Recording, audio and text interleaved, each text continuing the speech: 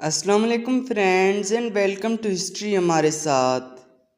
दोस्तों, एक तरफ तो हैदराबाद का निज़ाम दुश्मनान वतन से वफादारी की मिसाल कायम कर रहा था और दूसरी तरफ उसी की रियासत के करीब जवारपुर के राजा ने जंग आज़ादी के लिए अरबों रोहिलों और पठानों की एक फ़ौज तैयार करके जुर्रत, बहादुरी और हुब्बुल वतनी की रोशन मिसाल कायम की।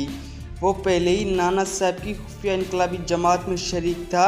रायपुर के उलमा और ब्राह्मण पूरी तरह इमदाद व हिमायत कर रहे थे और इनकलाबी स्कीमें बनाने में शरीक थे, मगर जब उस बहादुर राजा ने बगावत की तो निज़ाम और उसकी मुश्तरका फ़ौजें उसे कुचलने आ गईं।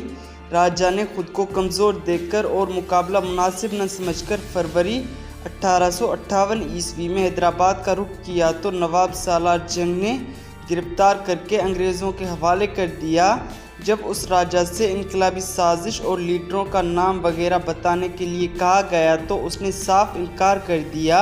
उसे जान बख्शी का लालच दिया गया, मगर उस दलेर राजा ने जो जवाब दिया वो सुनहरे हरूफ से लिखने के काबिल है। उसने कहा, फांसी के फंदे, तोपों के दहाने या काला पानी, कोई चीज़ इस कदर होलनाक नहीं हो सकती जितनी कि गद्दारी और दगाबाजी।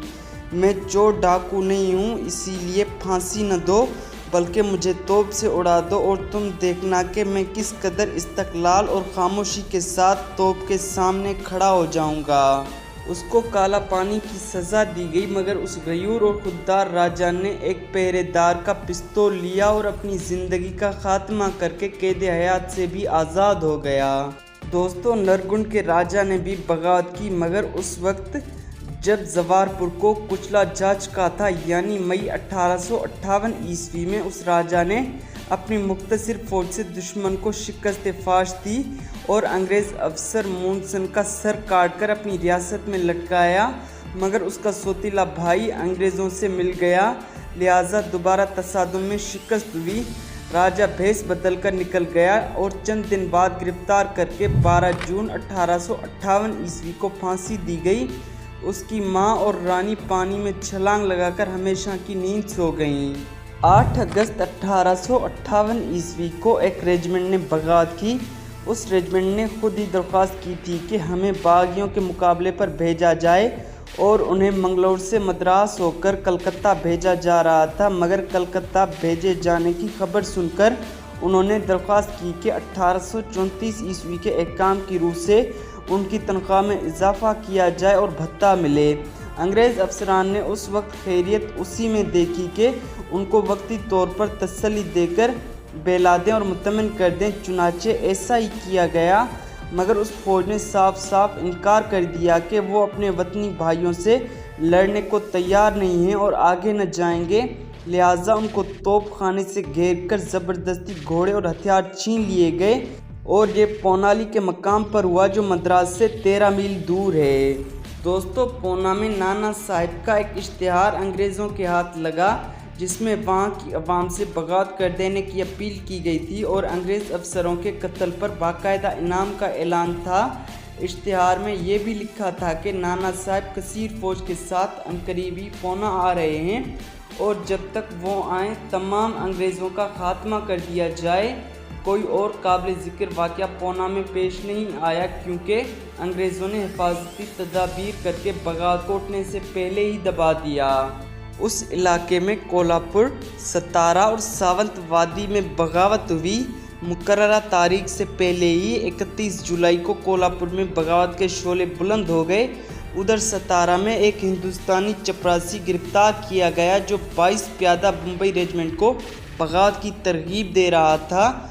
जब उसे फांसी दी गई तो उसने फांसी के तख्ते से चिल्लाकर कहा, अगर वो हिंदुओं और मुसलमानों के सपूत होंगे तो बगावत कर देंगे और अगर ईसाइयों की औलाद होंगे तो खामोश रहेंगे।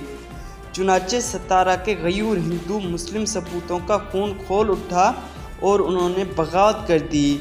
मुंबई के हिंदुस्तानी सिपाही भी बगावत की स्कीम बना रहे थे।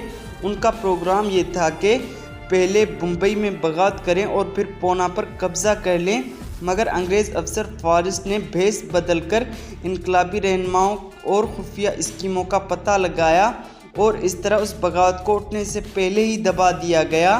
इस तरह नागपुर और जबलपुर में मद्रास से फौज बुलाकर बगावत को कुचल दिया गया। दोस्तों, सावंतवादी में इससे पहले 1830 ईस्वी से लेकर 1836 ईस्वी तक 3-4 बार बगावत हो चुकी थी। अब जबकि तमाम मुल्क आज़ादी की जिदोजहद शुरू कर चुका था, तो माजूल राजा के भाई ने उस मौके से फ़ायदा उठाया और 1858 ईस्वी में एक ज़बरदस्त बगावत की रहनुमाई की, जो सावंतवादी से कनारा तक तमाम साहली और सरहदी इलाकों में फैली हुई थी और 1859 ईस्वी तक दबाई न जा सकी। दोस्तों, उम्मीद है आज की किस्त आपको पसंद आई होगी। अगर ये किस्त आपको पसंद आई हो तो वीडियो को लाइक और शेयर कर दें और चैनल को सब्सक्राइब कर दें, ताकि आने वाली हर किस्त का नोटिफिकेशन आपको बआसानी मिलता रहे। मिलते हैं अगली किस्त में, तब तक अपना बहुत ज़्यादा ख्याल रखिए। अल्लाह हाफिज़।